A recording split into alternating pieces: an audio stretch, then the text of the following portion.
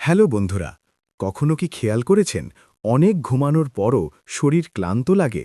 আজ আমরা জানব অতিরিক্ত ঘুমালে শরীরের কি ক্ষতি হতে পারে, বিজ্ঞান কি বলে।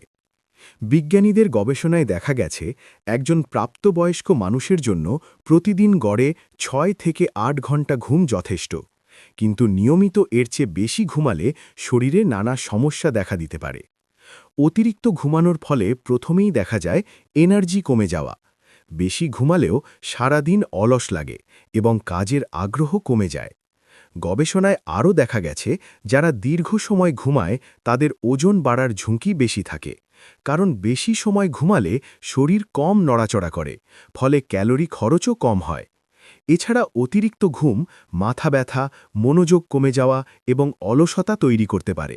দীর্ঘ সময় বিছানায় থাকলে মস্তিষ্ক ভারী লাগে এবং কাজের গতি কমে যায়। কিছু গবেষণায় এটাও দেখা গেছে যে বেশি ঘুম মানসিক হতাশার সাথেও সম্পর্কিত হতে পারে, কারণ বেশি ঘুম মানুষকে আরও নিষ্ক্রিয় করে তোলে। তাই বিশেষজ্ঞরা বলেন প্রতিদিন নির্দিষ্ট সময় ঘুমানো ও জাগা উচিত।